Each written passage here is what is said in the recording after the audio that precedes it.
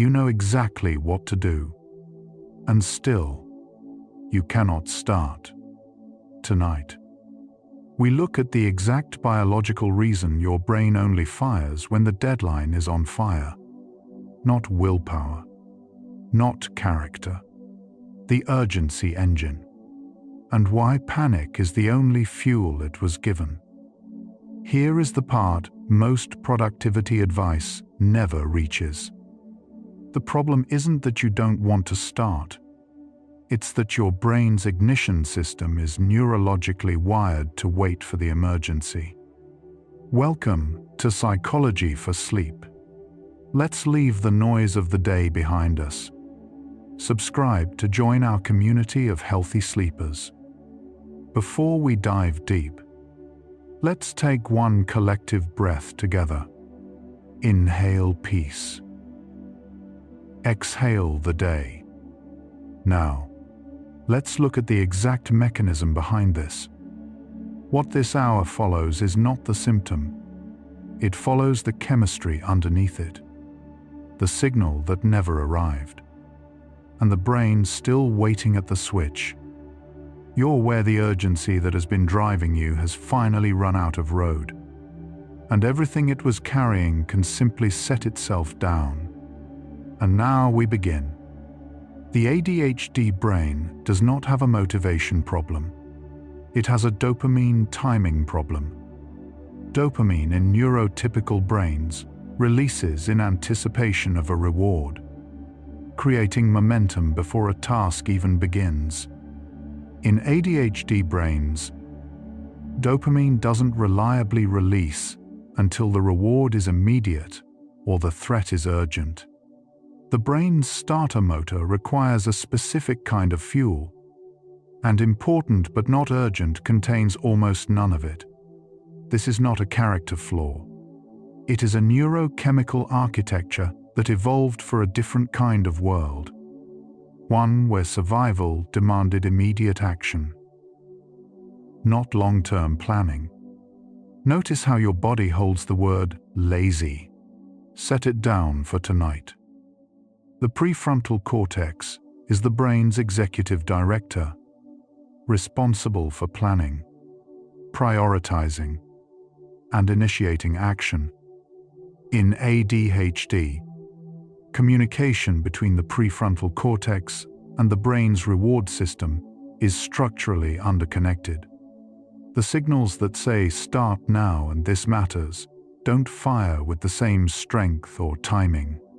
Scientists studying this through brain imaging have found that ADHD brains show reduced activation in prefrontal regions during tasks that require self-initiation, not during tasks imposed by external urgency. The brain can work. It needs a different kind of ignition. Let your breath slow slightly. You are listening to science explain something that has confused you for years. There is a specific chemical called norepinephrine that works alongside dopamine in the ADHD brain. Norepinephrine helps regulate attention and arousal, essentially the brain's alertness signal. Research suggests that ADHD involves dysregulation of both dopamine and norepinephrine pathways simultaneously. This dual dysregulation means the brain is not simply distracted. It is operating with an attention system that requires above-average stimulation just to reach the baseline activation level that neurotypical brains maintain at rest. Stimulant medications work partly by raising norepinephrine availability, which is why they often produce calm focus rather than further agitation. Your nervous system is already slightly quieter than when you pressed play. The amygdala, the brain's threat detection center, plays an unusual role in ADHD task initiation. When a deadline becomes genuinely threatening, the amygdala activates the stress response, flooding the system with adrenaline and cortisol. This chemical surge does what dopamine could not. It provides the ignition. The brain finally starts. This is why so many people with ADHD describe working brilliantly in crisis mode. The amygdala has essentially hijacked the starter function. The system works. It just only works when it perceives genuine danger. This is the urgency engine.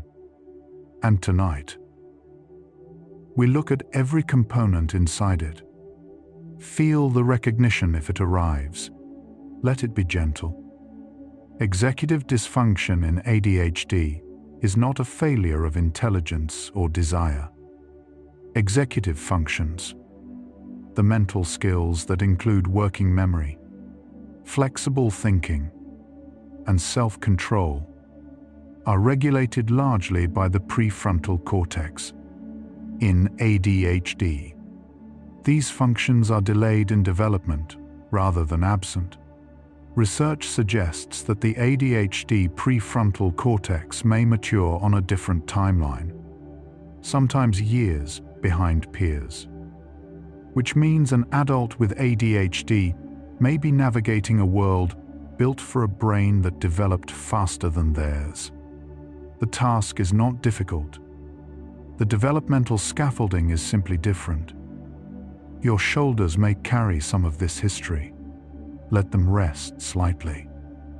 Working memory, the brain's mental whiteboard, is consistently affected in ADHD. Working memory is what keeps the steps of a task active in your mind while you're doing them. In ADHD, this whiteboard is smaller and more easily erased. Starting a complex task requires holding multiple steps in mind simultaneously. When working memory falters, the whole initiation sequence can collapse before it begins. This is why people with ADHD often start tasks, get lost, restart, and abandon, not out of laziness, but because the internal scaffolding keeps losing its footing. The task doesn't disappear from importance. It disappears from the foreground. Notice the slight settling in your jaw. The ADHD brain has a complicated relationship with time. Neurological research into ADHD and time perception suggests that people with ADHD may experience time differently, perceiving the future as less real and less motivating than the immediate present. This phenomenon, sometimes called time blindness, means that a deadline 6 weeks away may feel neurologically similar to a deadline that doesn't exist. The brain's urgency system requires proximity to fire. Distance, temporal or physical, drains the signal. This explains why procrastination in ADHD is not strategic avoidance. It's a sensory limitation of time itself. Let your breath trace the depth of that for a moment. Dopamine is not a reward chemical in the way most people understand it. It is more accurately a prediction chemical. It releases when the brain anticipates that an action will produce a valued outcome. In ADHD, this prediction signal misfires. The brain may intellectually know that finishing a report is important, but if dopamine doesn't fire reliably in anticipation of that outcome, the intellectual knowledge produces no motivational energy. This is why willpower fails so completely as a strategy for ADHD. You cannot willpower your way to dopamine. The chemical simply isn't being released on schedule.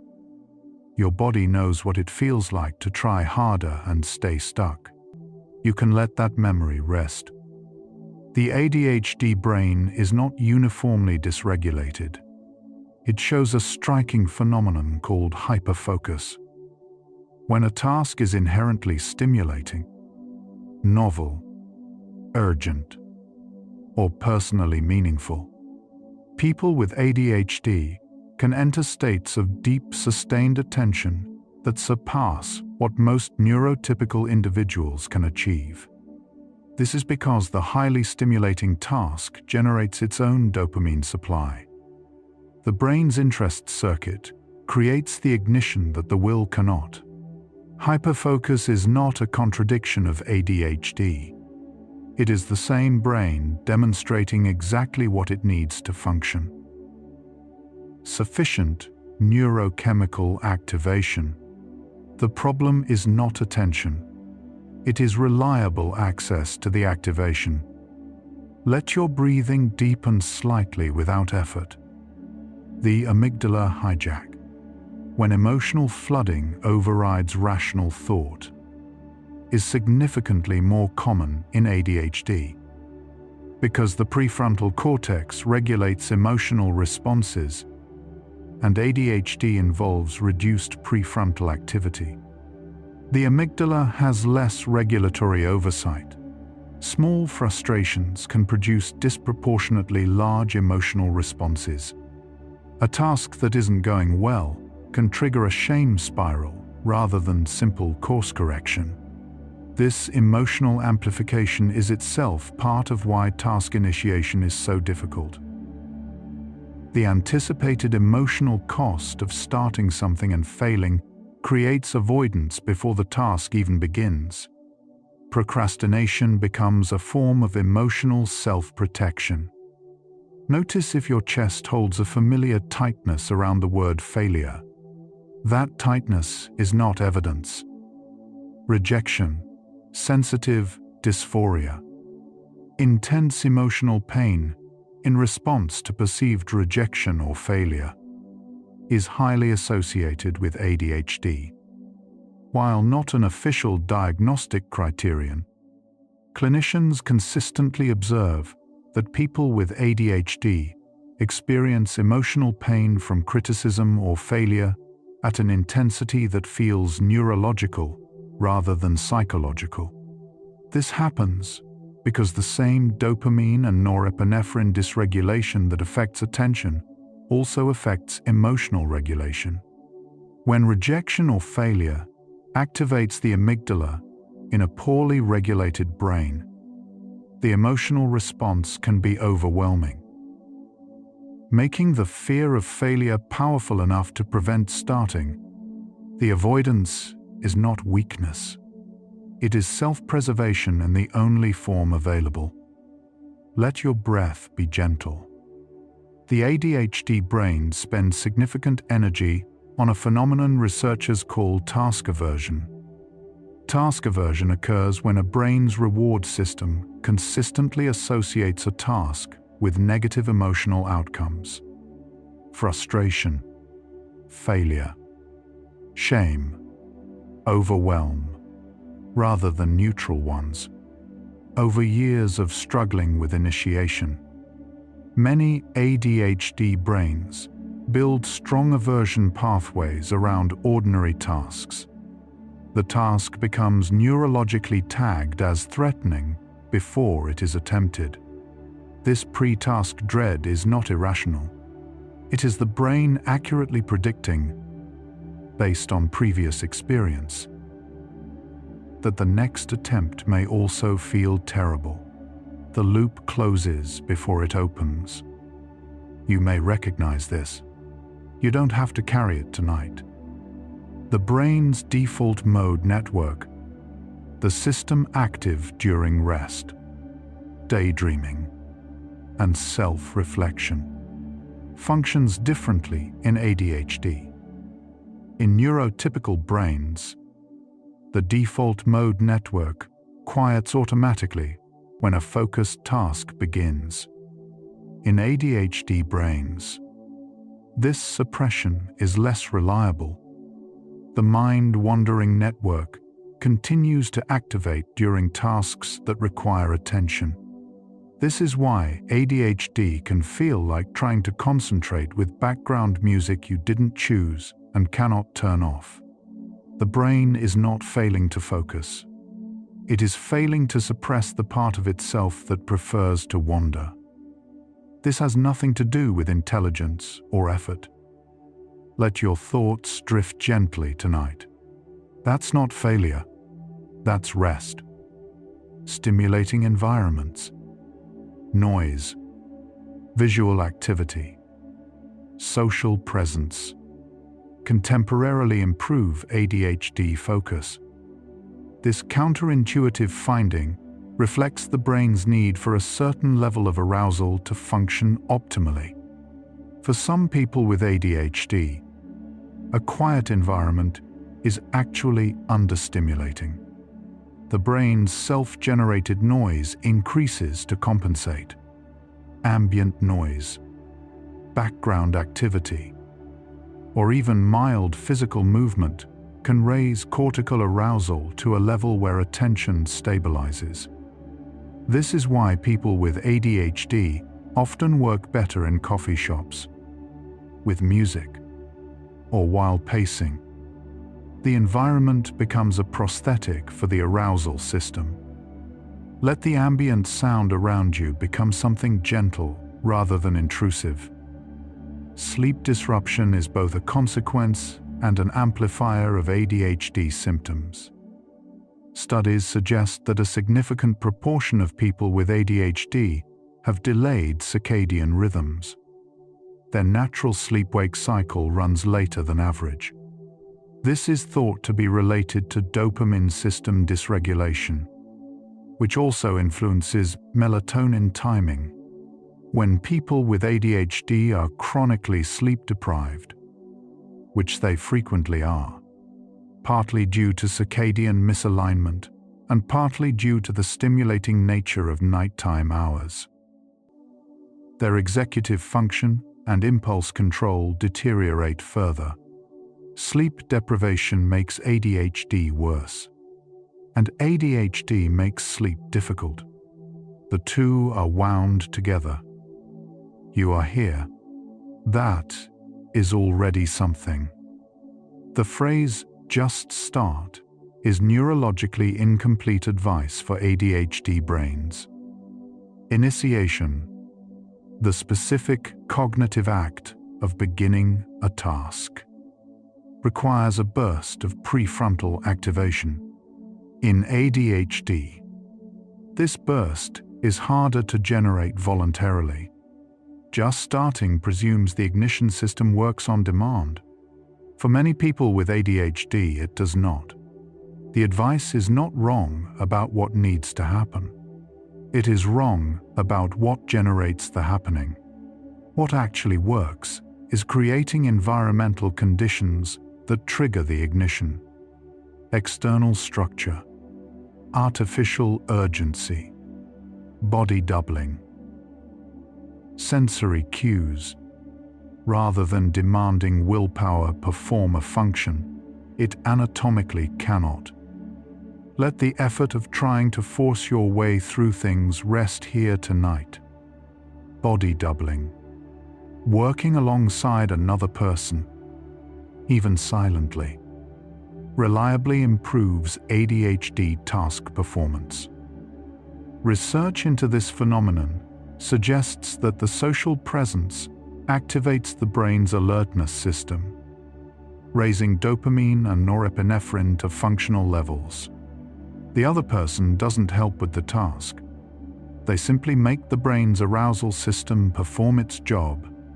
Virtual body doubling, working on video calls or in online co-working spaces, produces similar effects, suggesting the effect is primarily neurological rather than social. The brain treats the presence of another person as a mild arousal cue. That cue is often enough to close the ignition gap. Somewhere else, someone is also trying to rest.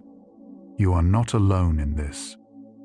Interest and novelty are more reliable dopamine triggers for ADHD brains than importance or obligation. This means that a genuinely novel approach to a familiar task can sometimes restore dopamine availability when traditional motivation fails.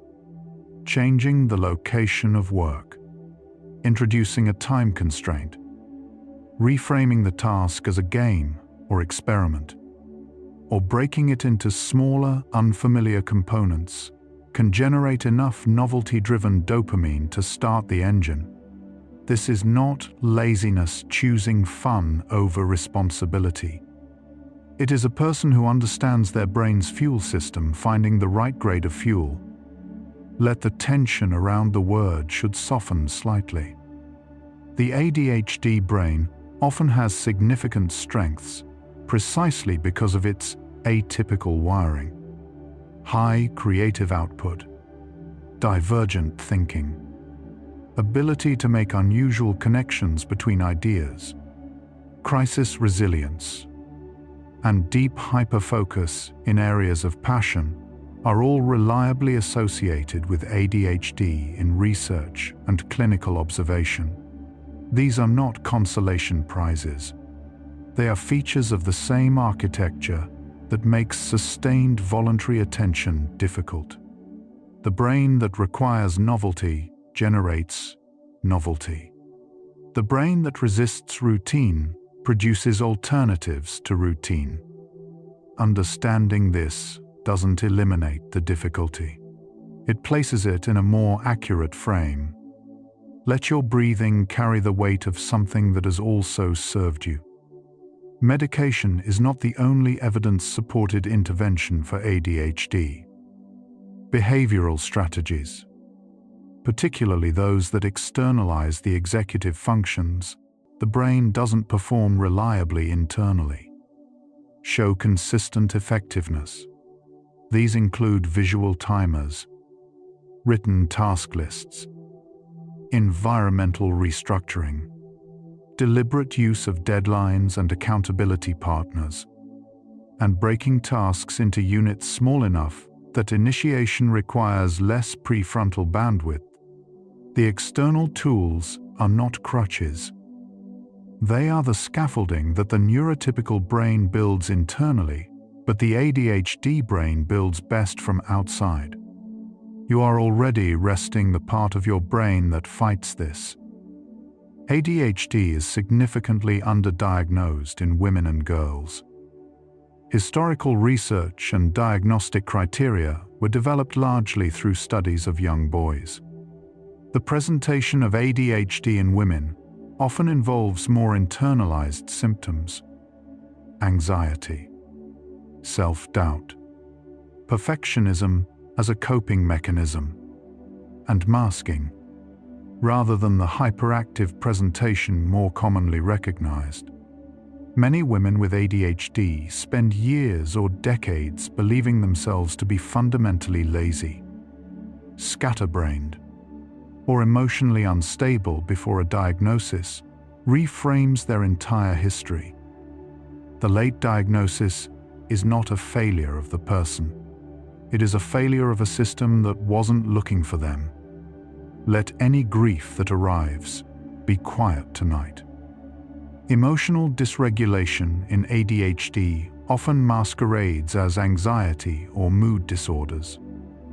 Because the emotional amplification of ADHD, the intense frustration, the rapid mood shifts, the disproportionate despair, looks similar to anxiety or depression. ADHD is frequently misdiagnosed or treated for the wrong condition first.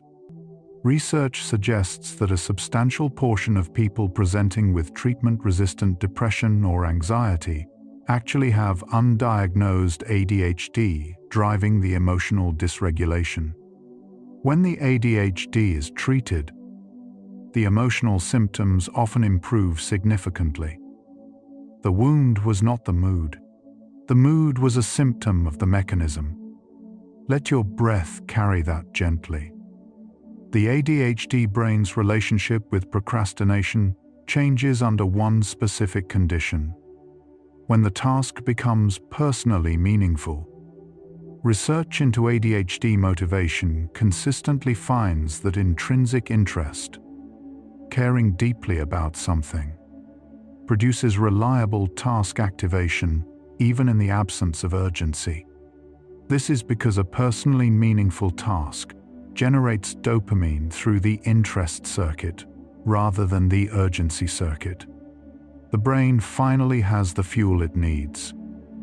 This is why people with ADHD often accomplish remarkable things in their areas of passion while struggling with equally important tasks they do not find interesting. The engine isn't broken. It has preferences about fuel. Let the things you care about deeply rest with you tonight.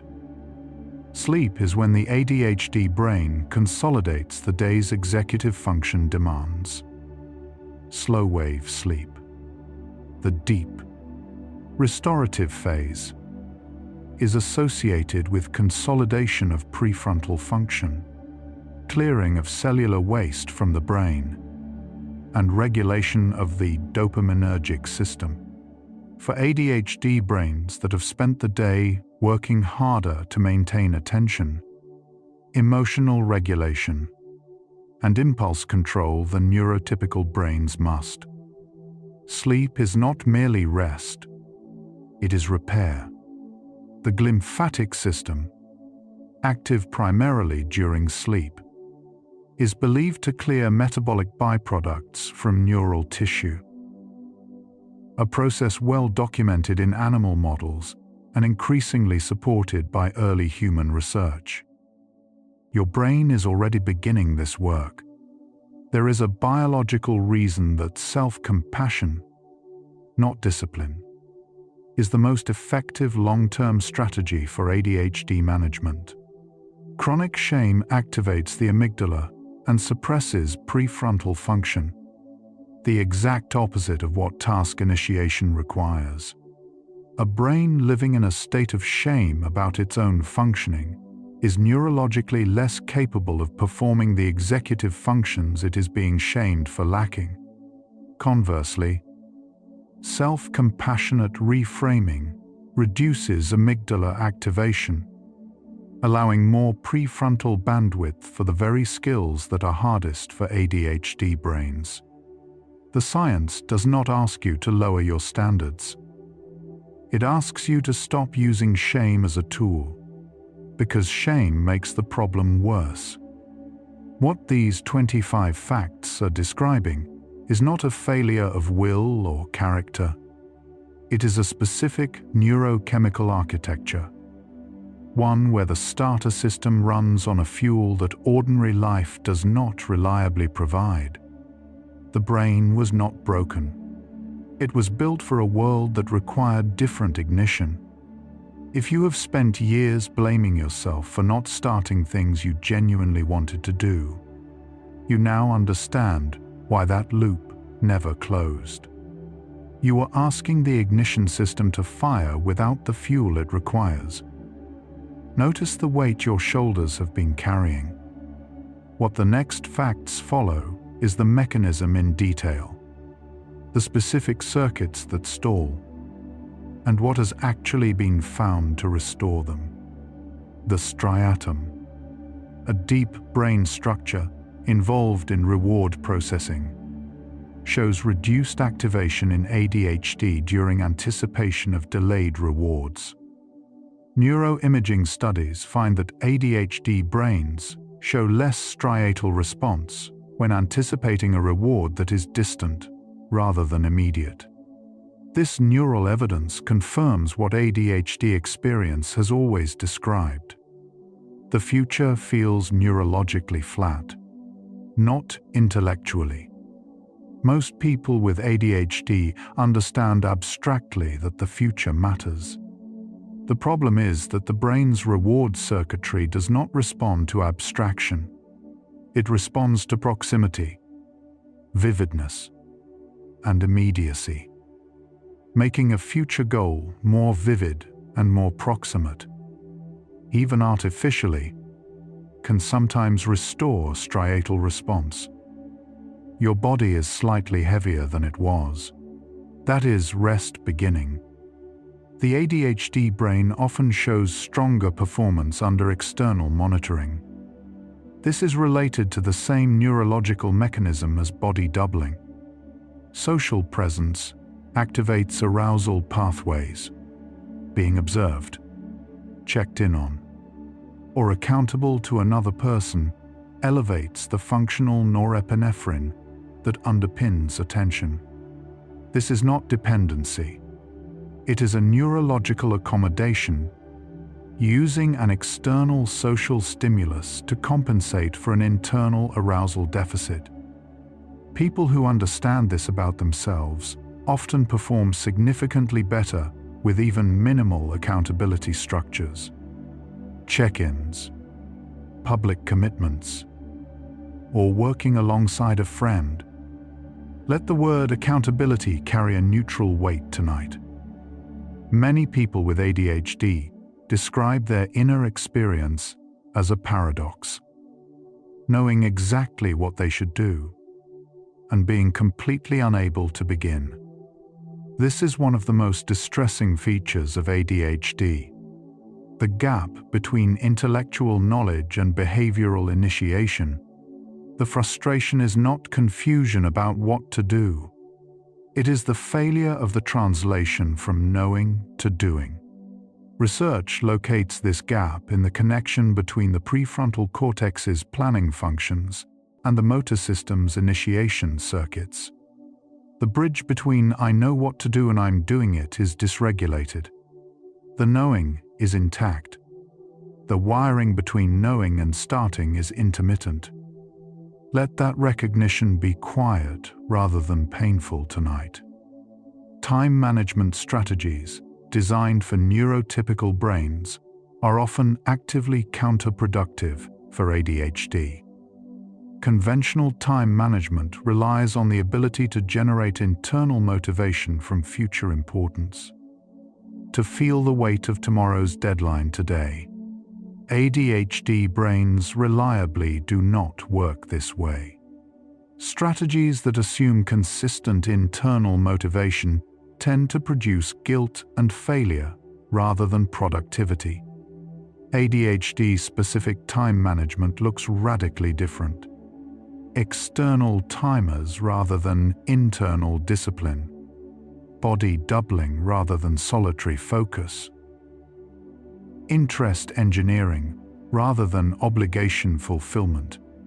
Not less rigorous, just architecturally appropriate. Rest the pressure of the wrong tools tonight. Novelty seeking. A core feature of ADHD has been theorized as an evolutionary advantage. Some researchers suggest that the dopamine system variation associated with ADHD may have been adaptive in ancestral environments that rewarded exploration, risk-taking, quick response to immediate threats, and flexible attention. The traits that make ADHD difficult in a classroom or office environment, distractibility, impulsivity, novelty preference, may have conferred significant survival and innovation advantages in other contexts. This doesn't eliminate present-day difficulty. It does suggest that ADHD is not a deviation from a norm, but a variant that has its own ecology. Your breathing has already shifted slightly since you began listening. ADHD and sleep disorders frequently co-occur. Beyond circadian rhythm delays, people with ADHD show elevated rates of restless leg syndrome, sleep apnea, and delayed sleep phase disorder. Some researchers suggest this is related to the same dopaminergic dysregulation that affects waking attention. Dopamine plays a role in regulating movement and arousal during sleep as well as during wakefulness. The result is that many people with ADHD arrive at daytime significantly more sleep-deprived than the population average, which then worsens every executive function difficulty. The sleep problem feeds the attention problem. The attention problem can make sleep harder to prioritize. You chose to be here tonight. Let that choice matter. The ADHD brain often performs better with immediate, concrete feedback loops. Tasks with delayed, abstract feedback long-term projects, slow building skills, diffuse responsibilities, provide little dopamine during the process, tasks with immediate, concrete feedback, games, sports, urgent creative work, problem solving with a live result, generate dopamine through the feedback itself. This is why people with ADHD often appear highly motivated for activities others perceive as trivial, while struggling to engage with things objectively more important. The brain follows the dopamine signal. It doesn't follow the importance signal, because importance doesn't generate dopamine reliably. Let your breath find its own pace. The activation energy required to begin a task is consistently higher for ADHD brains. Think of activation energy in chemistry. The threshold of energy a reaction requires before it can begin. For ADHD brains, this threshold for task initiation is higher than average. More stimulation, more urgency, more external structure, or more intrinsic interest is required just to cross the starting threshold. Once started, ADHD brains often work efficiently and effectively. The barrier is the beginning. Strategies that reduce or bypass this activation threshold. Breaking tasks into smaller units, using a 2-minute rule, creating a starting ritual, work precisely because they lower the entry cost. Notice how the body softens when it is not being asked to try harder. ADHD is associated with significantly higher rates of anxiety in both children and adults. The relationship between ADHD and anxiety is bidirectional and reinforcing. The chronic experience of underperforming relative to one's own knowledge of what one should be capable of. The gap between ability and execution produces anxiety. The anxiety then activates the amygdala and further suppresses the prefrontal function needed for task initiation. The ADHD creates situations that generate anxiety. The anxiety worsens the ADHD. Understanding this loop doesn't dissolve it immediately, but it stops the most damaging part of the loop. The shame interpretation that says, "This is a character flaw. Your nervous system has been carrying this for longer than tonight." Some research suggests that exercise is one of the most effective non-pharmacological interventions for ADHD symptoms. Physical activity reliably raises dopamine, norepinephrine, and serotonin, the exact neurotransmitters involved in ADHD dysregulation. Studies have found that aerobic exercise before cognitively demanding work can produce improvements in executive function and attention, comparable in some measures to stimulant medication effects. The timing matters. The effect peaks roughly 1 to 3 hours after exercise and dissipates over time. This is not a cure. It is a neurochemical tool, one that works through the same pathways as medication, through a different mechanism. Rest now. Let the body receive what it was given tonight. Masking. The effort of appearing neurotypical is exhausting and has measurable cognitive costs. Many people with ADHD, particularly those diagnosed later in life or not at all, develop highly sophisticated strategies for masking their symptoms, appearing attentive in meetings, arriving on time through elaborate compensatory systems, suppressing impulses that would be visible to others. This masking is cognitively costly. It consumes prefrontal resources that are already limited in ADHD brains. The performance of normal depletes the capacity available for actual work. The relief that many people describe at diagnosis is often the relief of being able to put down a performance they have been maintaining since childhood. You don't have to perform anything here tonight. Medication for ADHD does not create focus. It creates the neurochemical conditions in which focus becomes possible. Stimulant medications work primarily by increasing the availability of dopamine and norepinephrine at synapses. This raises the brain's arousal level to a range where the prefrontal cortex can perform its regulatory functions more reliably. The medication does not add motivation where there was none. It restores the neurochemical environment in which the person's own motivation can function. This distinction matters because people who struggle with ADHD, even on medication, sometimes interpret this as personal failure, when the medication has simply optimized one pathway while others remain dysregulated. Your breath is the only effort required right now. The ADHD brain's relationship with boredom is qualitatively different from neurotypical experience. For ADHD brains, boredom is not merely unpleasant. It is often physically uncomfortable, a state of understimulation that activates the same stress pathways as pain or threat. This is because the brain's arousal system is seeking stimulation to maintain basic functional levels. The need for stimulation is neurological, not hedonistic. Recognizing boredom as a neurological signal rather than a character preference changes the management approach entirely.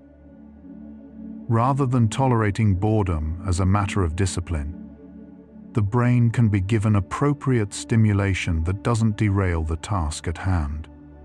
Let yourself be simply present with the sound around you. The hippocampus, the brain's memory consolidation center, also plays a role in ADHD.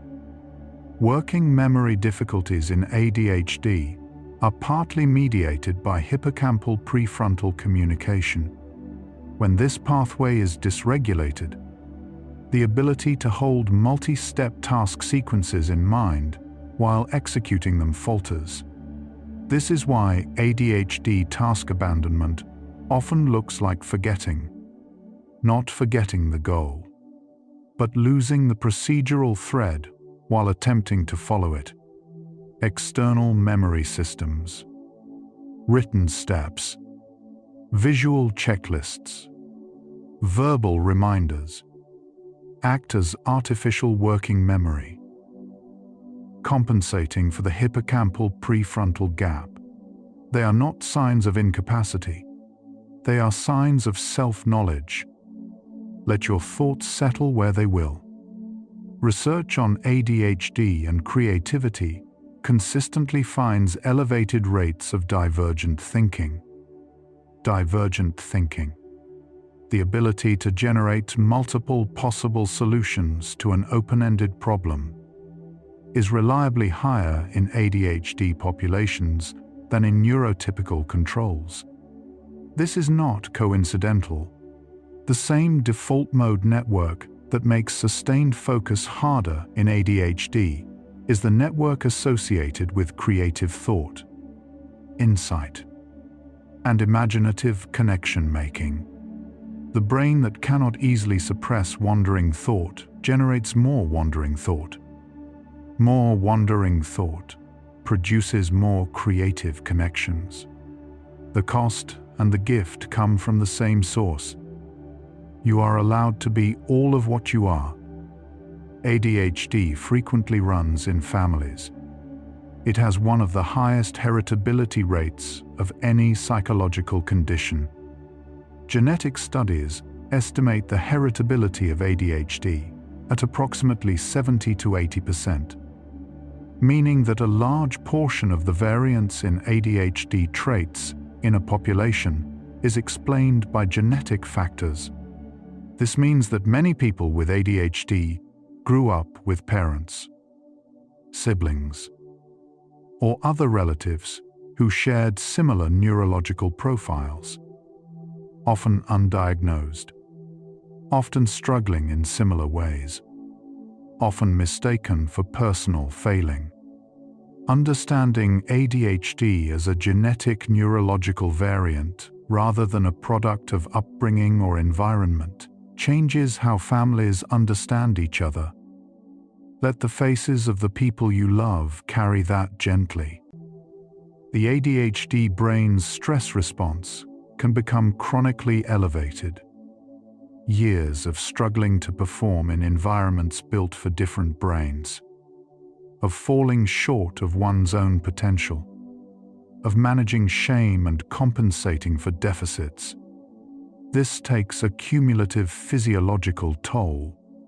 Research suggests that people with ADHD show elevated baseline cortisol levels in some studies, consistent with chronic, low-grade stress activation. The body carries what the mind has been trying to manage. Tonight, it is setting that down. Let your body be heavier. There is evidence that mindfulness practices can support ADHD symptom management. While mindfulness does not cure ADHD, it trains the meta-awareness capacity, the ability to notice that attention has wandered and redirect it.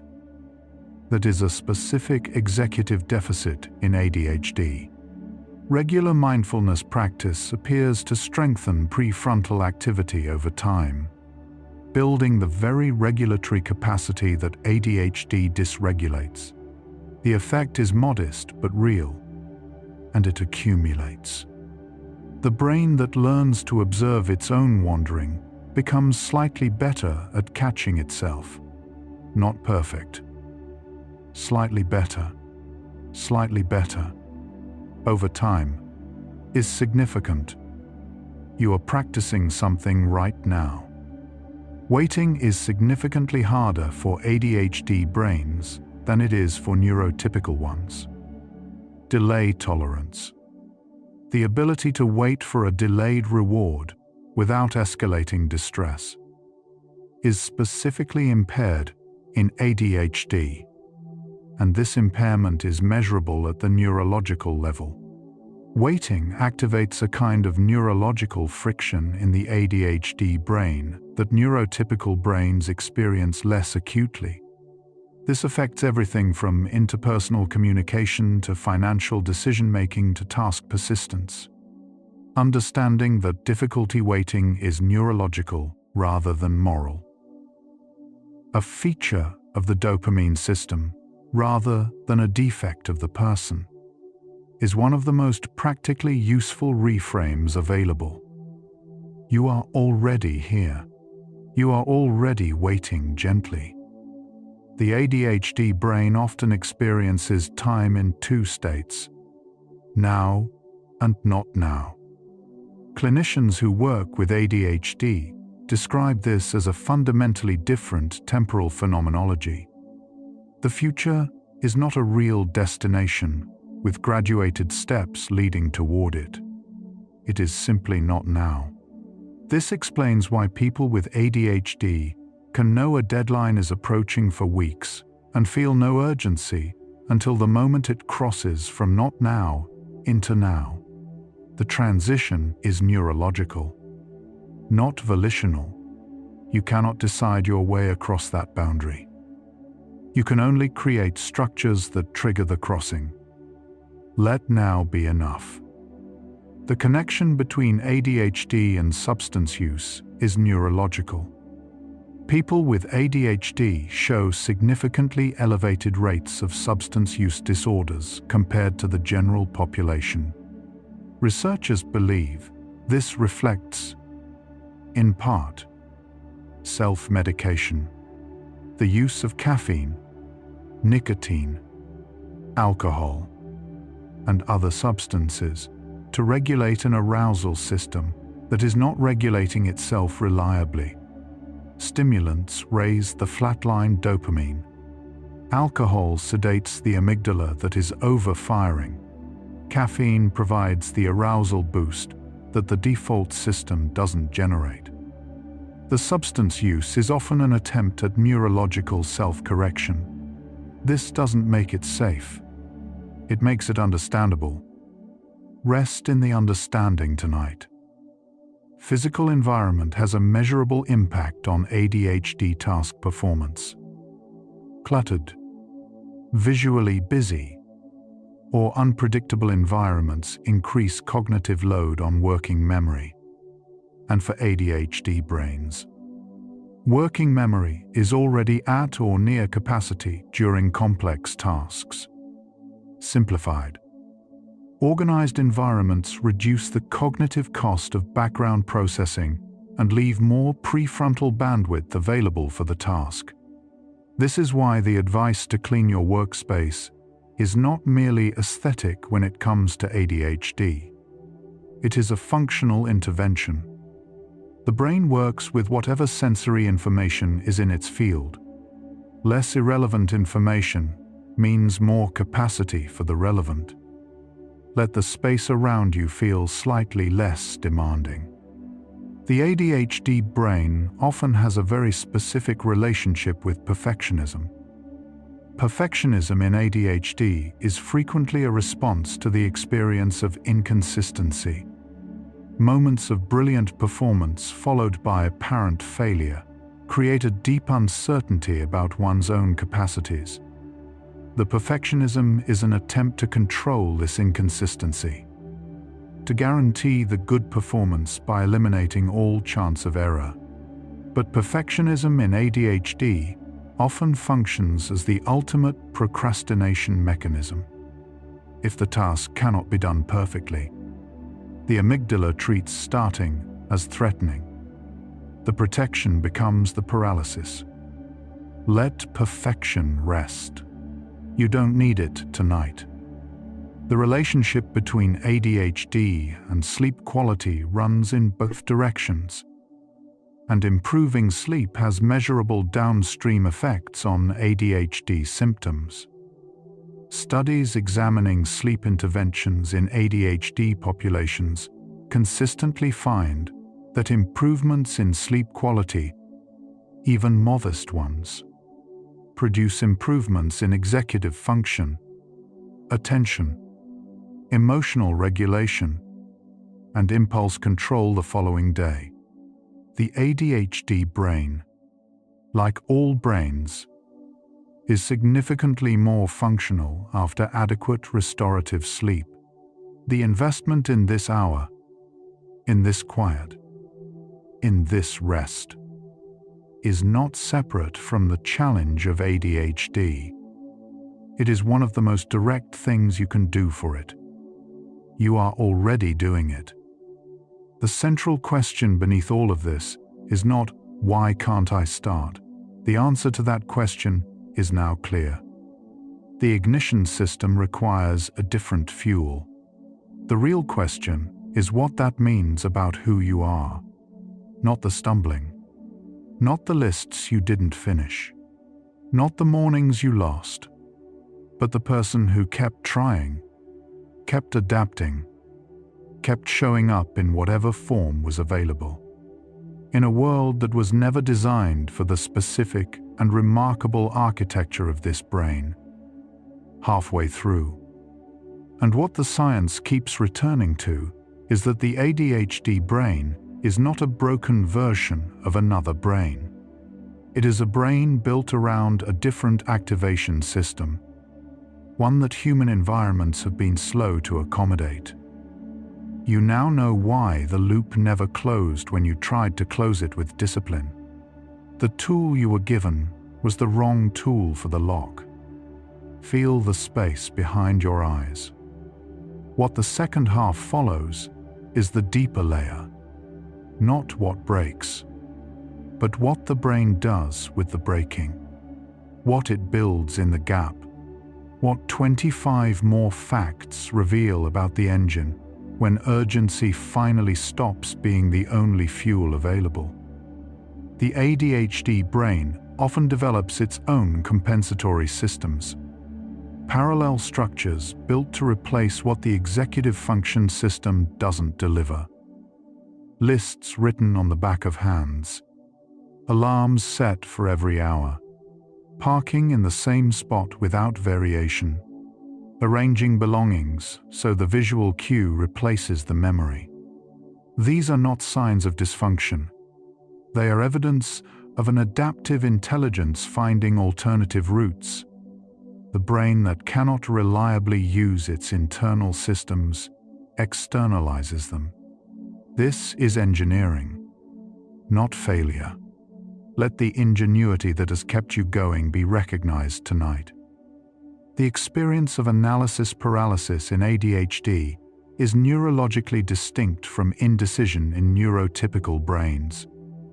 When an ADHD brain encounters multiple options, the working memory system and the initiation system can collide. Too many options require more working memory than is available, while the decision itself requires the same prefrontal activation that initiation does. The result is a freeze rather than a choice. Understanding this reframes the paralysis. It is not a sign of poor judgment.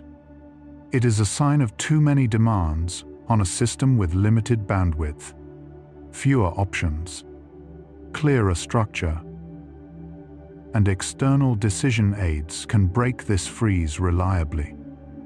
Let the quiet simplify things slightly. Research on ADHD and relationships consistently finds patterns of emotional intensity. The same dopamine dysregulation that drives hyperfocus in work drives intense relational experiences. Deep interest at the beginning of relationships. Difficulty maintaining connection when novelty fades. Intense emotional responses to relational disappointment. ADHD relationships are not more fragile than average because people with ADHD care less. They are more complicated because the brain's arousal and regulation systems shape relational experience in specific, often unrecognized ways. Let the people you love rest softly in your mind tonight. Caffeine is the most widely used self-medication for ADHD worldwide.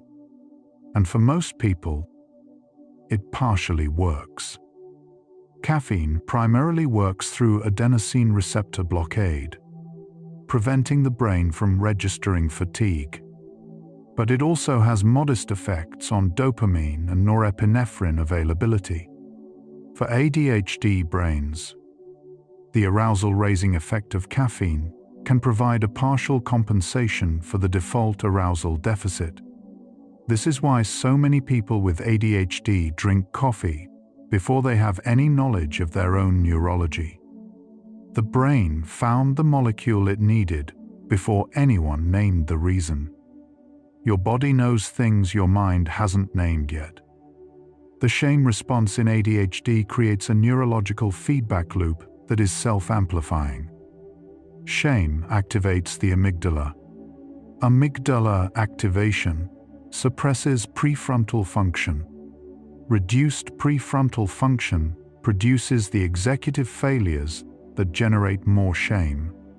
The more someone is shamed for ADHD, by parents, teachers, employers, or themselves, the worse the very symptoms the shame is meant to correct become. The harshest critics of ADHD functioning are, neurologically speaking, actively worsening it. This is not a metaphor.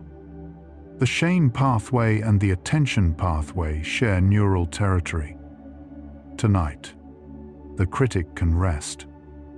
People with ADHD often have highly accurate insight into their own functioning. They know exactly what they need to do. The problem is not knowledge. It is execution. This distinction is sometimes misunderstood as laziness. They know what to do and don't do it. But knowing and doing are separate neural operations. The gap between them is where ADHD lives. This is why cognitive behavioral therapy alone is often insufficient for ADHD. It addresses the knowing. What ADHD requires are interventions that address the doing, the environmental structures, the external cues, the behavioral scaffolding that bridges the gap. Let the knowledge you carry be enough for tonight. The ADHD brain's relationship with rewards changes over time with sustained effort. When ADHD brains consistently experience small wins through appropriately scaffolded tasks, immediate feedback, and regular acknowledgement of effort, the dopamine system can become more reliably responsive to less intense stimulation. This is not a cure for the underlying dysregulation. It is a recalibration through sustained positive experience. The brain learns that effort has predictable reward. That learning changes. Over time, the activation threshold for initiation, not dramatically, not overnight, but measurably. You are recalibrating right now. Executive function development in ADHD continues well into adulthood. While the peak period of brain development is adolescence, the prefrontal cortex continues to develop and reorganize through the mid-20s. And some research suggests this development is extended even further in ADHD brains. This means that people with ADHD who struggle significantly in their teens and 20s may find their symptoms become more manageable through their 30s and beyond. Not because the ADHD resolves, but because the brain finally catches up with the demands being placed on it. The story is not finished. The ADHD brain's challenge with transition, moving from one task to another, is a specific executive function deficit called task switching difficulty. Neurotypical brains shift relatively smoothly between activities. ADHD brains often experience transitions as abrupt, costly, and disorienting, requiring significant cognitive resources to stop one task, clear the previous context from working memory, and load the new context. This is why hyper-focusing on one task makes it hard to stop, even when stopping is clearly appropriate. The cost of transition is neurologically real. Transition rituals. Brief, predictable sequences that signal the shift. Reduce this cost measurably. This hour is its own transition. Let it be gentle. The science of ADHD has changed substantially over the past 30 years. What was once understood as a childhood behavioral disorder, primarily associated with hyperactive boys, is now understood as a complex neurodevelopmental condition with adult manifestations, significant gender differences in presentation, and deep implications for emotional regulation and life outcomes. The research has not resolved all questions, but the direction is clear. ADHD is not a failure of effort. It is a neurological variant that requires a different kind of accommodation from the world and from the self. You are living in a better understood moment than any that came before. Sleep is not merely a consequence of ADHD management. It is a primary lever. Adequate sleep consolidates the prefrontal learning that accumulates during waking hours, the practiced skills, the behavioral strategies, the new habits of response. Without sleep, this consolidation fails. And what was built during the day is not fully available the next morning. For ADHD brains, making deliberate effort to develop executive skills, sleep is where the work is stored. Every hour of quality sleep is an investment in the brain that wakes up. You are investing right now. Impulsivity in ADHD is not the absence of thought. It is the presence of action before the thought can complete. The prefrontal cortex's role includes not just initiating behavior, but also inhibiting premature responses, waiting for fuller information before acting. In ADHD, this inhibitory function is dysregulated. The response fires before the prefrontal review is complete. This happens in speech, in decisions, in spending, in relationships. The person is not choosing not to think. The thinking simply cannot outrun the response. External pause. Literal physical pauses, built into decisions and conversations, can compensate for this by artificially extending the gap between impulse and action. Let there be space tonight. The language people use to describe their ADHD experience matters neurologically.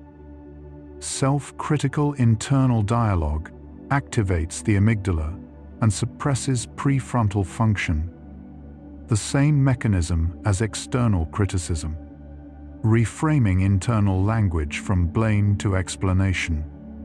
My brain is struggling with initiation right now, rather than I am lazy and broken, has measurable effects on cortisol levels and task engagement. This is not positive thinking. It is accurate thinking. My brain is struggling with initiation is a more precise description of what is actually happening than I am lazy. Precision reduces shame. Reduced shame reduces amygdala activation. Reduced amygdala activation improves executive function. Let the language here tonight be gentle. Physical sensation is a reliable anchor for ADHD attention. When cognitive anchors fail, when the mind cannot hold the task in working memory, physical sensation can serve as an external anchor. The weight of the chair, the texture of the keyboard, the temperature of the air. Body-based grounding is not a substitute for attention, but it is a bridge.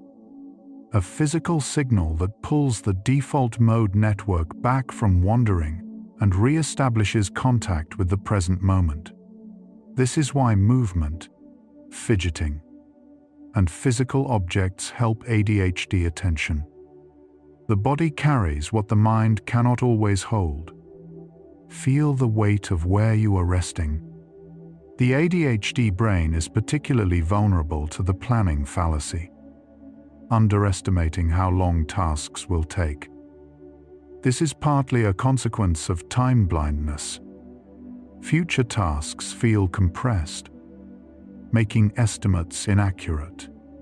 But it is also related to working memory.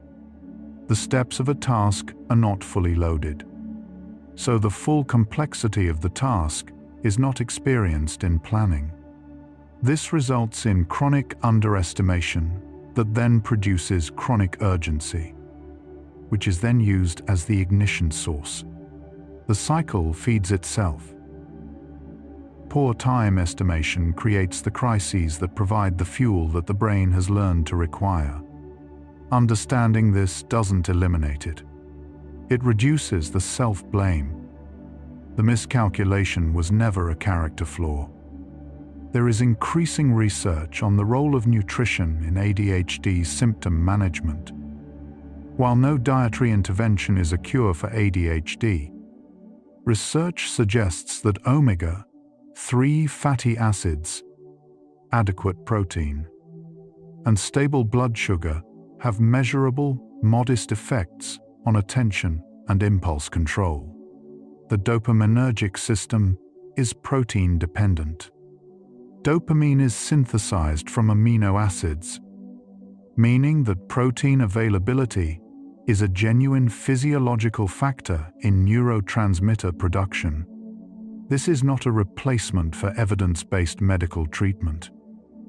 It is a recognition that the brain's chemistry is built from food, and food is a variable that can be influenced.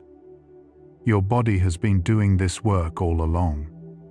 The ADHD brain is not uniformly impaired.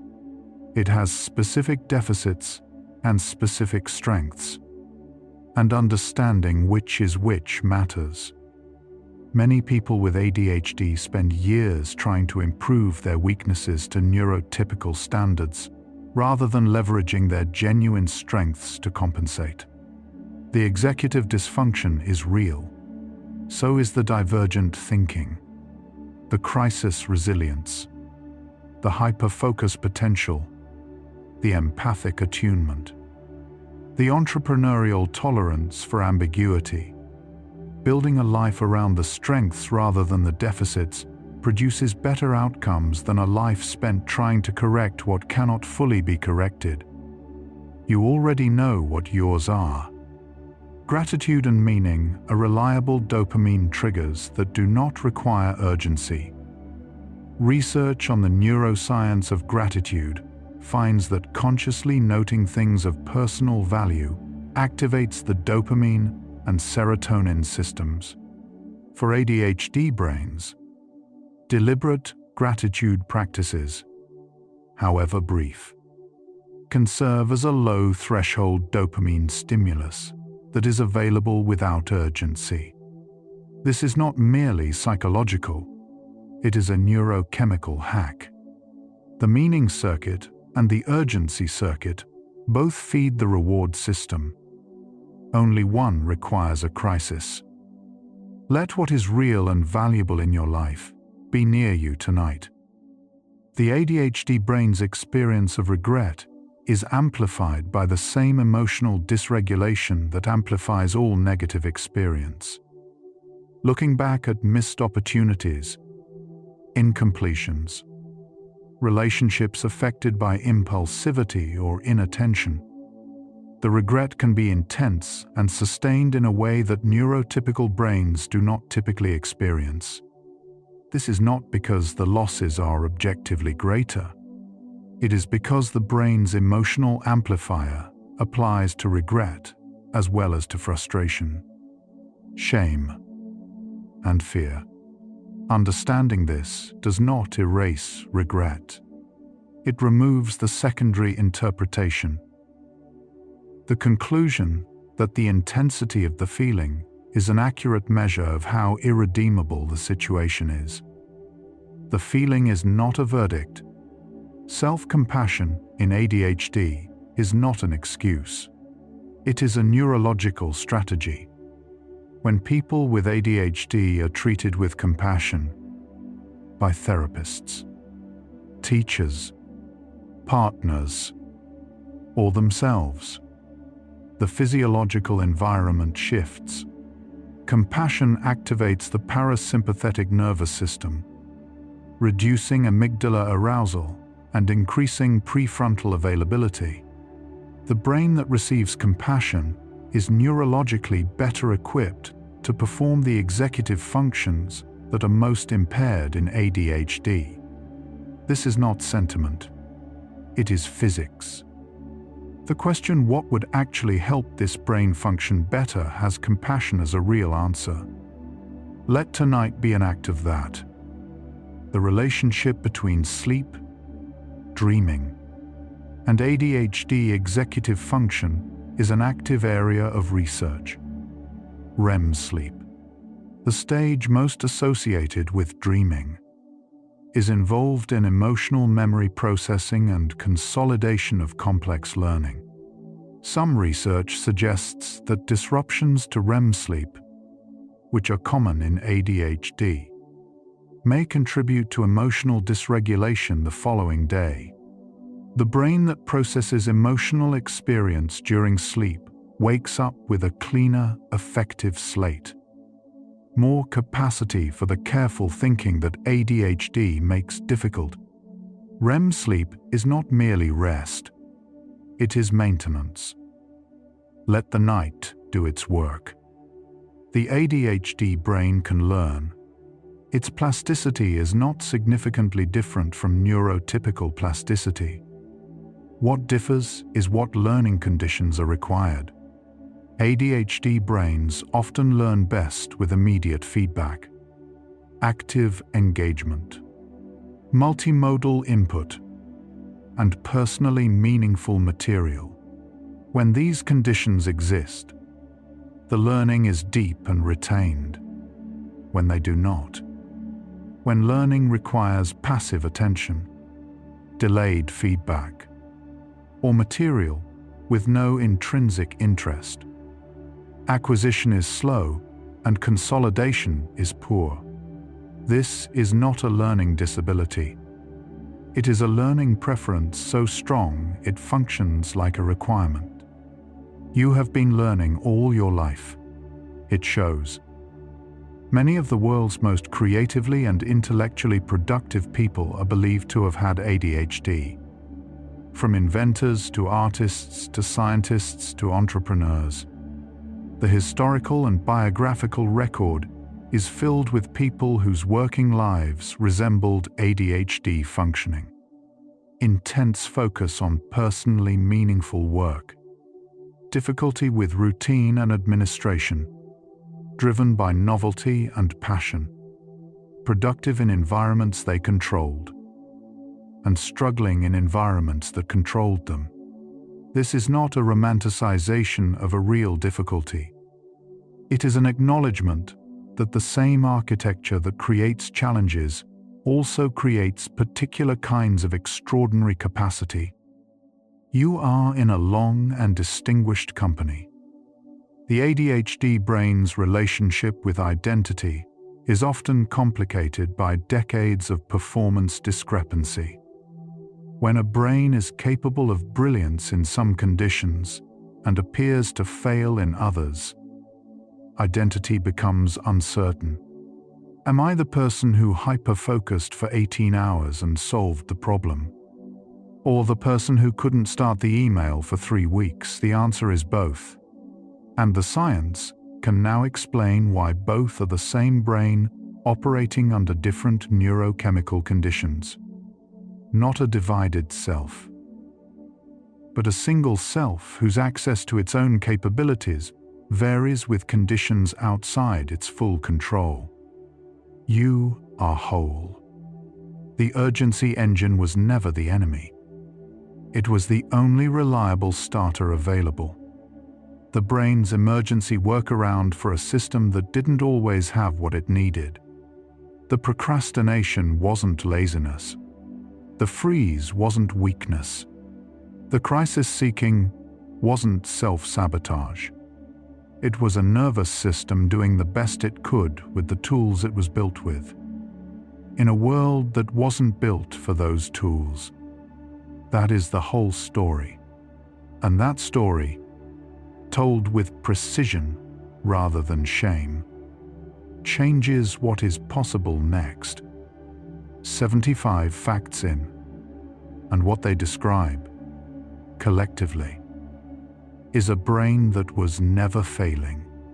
It was operating under a different set of constraints than the world was aware of, including, for most of your life, yourself. The urgency was the only engine available. You used it. That was resourceful. What you couldn't do by deciding, tonight changed slowly. Not because the ADHD changed, because what you now know about it changed. And knowledge, unlike effort, doesn't require an emergency to take effect. Feel where in your body that lands. The final facts carry something different. They don't explain anymore. They only confirm what is already true and let you rest in it. The brain that is resting right now is not wasting time. It is consolidating. It is processing. It is doing the deep maintenance work that cannot happen during the day, clearing metabolic debris from the neural tissue, reinforcing the pathways that were used, letting the emotional charge of the day begin to normalize. Rest is not the opposite of progress. For the ADHD brain in particular, rest is one of the most productive things that exists. This hour counts. The science of ADHD is catching up to the experience of ADHD. For generations, people with ADHD were told stories about themselves that were inaccurate. Stories about laziness, about potential wasted, about a failure of will. The research of the past 3 decades has been systematically replacing those stories with more accurate ones. You may have believed the old stories for years. You are allowed to let them go now that better ones are available. The better story is the true one. The amygdala remembers what the prefrontal cortex was trying to forget. Emotional memories, particularly those associated with shame, failure, or humiliation, are stored with disproportionate clarity and accessibility. This is why old wounds around ADHD struggles can surface with surprising intensity, even after years of management and understanding.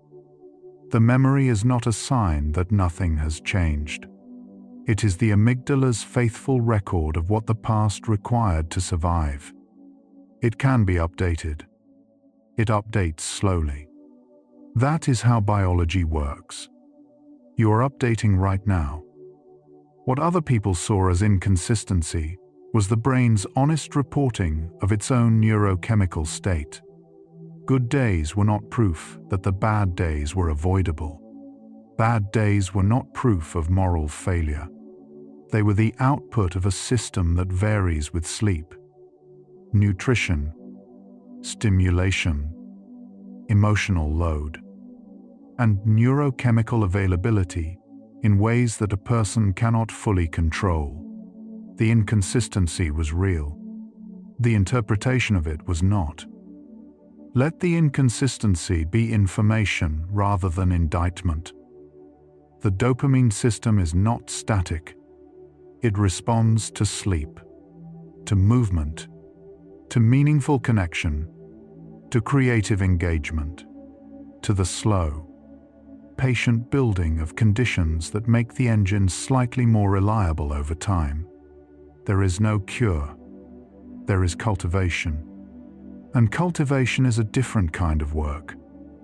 Not urgent, not panicked, but steady and cumulative. You are cultivating. The prefrontal cortex never fully stopped working. It worked harder than it should have had to, with less support than it needed. In an environment built for a different brain, it got things wrong sometimes. It got things right, too, sometimes spectacularly, in the particular way that only this kind of brain can. Both are true. The full accounting is both. You are allowed to count the other column. The ADHD brain's drive is not broken. It redirected. It went looking for the fuel it needed in the places where fuel was available. Urgency, novelty, passion, crisis, intensity. Sometimes it found what it needed in places that weren't good for it. That was the brain doing its job. The job was survival. The fuel was wherever it could be found. Rest. The survival work is done for tonight. Sleep does not ask the ADHD brain to perform. It only asks it to stop. The executive functions power down. The inhibitory systems release. The default mode network moves without restriction through whatever it needs to process.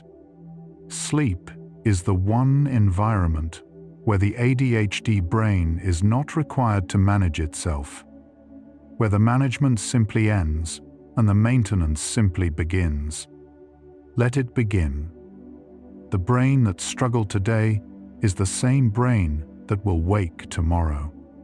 Not transformed, not fixed, but rested. And rested is a different brain than exhausted. In the ADHD system, that difference is measurable. Let tonight be that difference. What you brought here, the fatigue, the complicated relationship with your own mind, the history of trying and the history of the trying not being enough, it is allowed to be here. This hour holds it. The science holds it. You don't have to hold it alone anymore. Set it down. The engine will run differently when it has been rested. Not perfectly, not without the fundamental constraints that were always there, but differently, more gently, with slightly more access to the parts of itself that don't require a crisis to arrive. That is enough. The person who cannot start is not separate from the person who can. They are the same person, in different neurochemical conditions. Understanding that is a form of integration, a recognition that neither person is the real one, and both are. You are whole. What the research holds is this: the ADHD brain, given the right conditions, is fully capable of the life it is trying to live. Not without difficulty, not without accommodation, but capable. The conditions are learnable. They are buildable. They are already being built. You are building them. The urgency is quiet right now. Not because the brain stopped needing it, because this hour replaced it with something the urgency never had. Time. Time to understand. Time to receive the science. Time to let the body stop performing and start resting. This is time. The fact that you are here, at the end of this day, in this quiet, with this information, that is not nothing. That is a person deciding, in the only moment that is ever available, which is this one, to give themselves something useful. That counts. You do not have to solve the ADHD tonight. You do not have to start the thing tomorrow. You do not have to fix the pattern or break the loop or finally become the version of yourself that doesn't struggle with this. You only have to rest. Only that. The glymphatic system is already active. The cerebrospinal fluid is already moving through the sleeping brain's tissue, clearing the metabolic cost of this day. The consolidation has already begun. The repair was never contingent on your effort. It only needed your stillness. You are still. The dopamine will return. The prefrontal system will come back online, somewhat restored. After the maintenance of this night, the next attempt will have tonight underneath it. Not as a solution, as a foundation. Sleep is that foundation. There is no version of this brain that is broken. There are versions that are exhausted, and versions that are rested. There are versions that have been shamed, and versions that have been understood. You are moving toward understood. That movement matters. The urgency engine was the only starter available. Now you know how it works. And a person who understands their own engine is already, in every meaningful sense, less at its mercy. That is what tonight gave you. Procrastination in ADHD is not a failure of time management. It is a failure of emotional management, of the regulatory system that was supposed to buffer the chemistry and couldn't always do it alone. The management is still hard, but the shame is now optional. Let it go. What this hour held was 100 facts that together describe not a deficit, but a specific, documented, and deeply human way of being in a brain. The brain you have. The brain that brought you here. The brain that is already resting. Rest. The brain was not stalling you. It was waiting for a signal that ordinary life didn't reliably provide. The specific neurochemical condition under which its starter system could fire. What this hour did was give it a different kind of signal. Not urgency, understanding. And understanding, unlike urgency, doesn't require a crisis. It doesn't burn out. It doesn't produce the crash. It simply sits in the system. A new piece of knowledge about how the engine works and changes, quietly and permanently. What the shame narrative was allowed to say. Procrastination in ADHD is not a time management problem.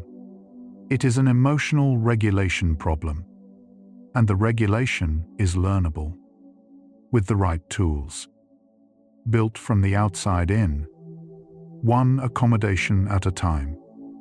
That is the only switch that works. Not force, not shame, information. This isn't the kind of video you watch once. Save it. For the night you need it most. The freeze is already loosening, not because you made a decision, because the brain received what it was waiting for. Not a deadline, but an explanation. And explanations, unlike emergencies, don't disappear when the cortisol does. Let your shoulders release the last of what they were carrying today.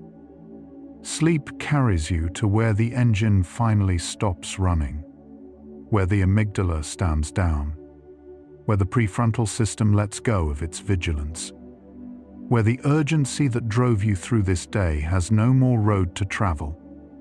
But if your eyes are closed, stay there. Rest well. Weary mind, you gave the system what it needed tonight, where curiosity ends and sleep begins. Good night.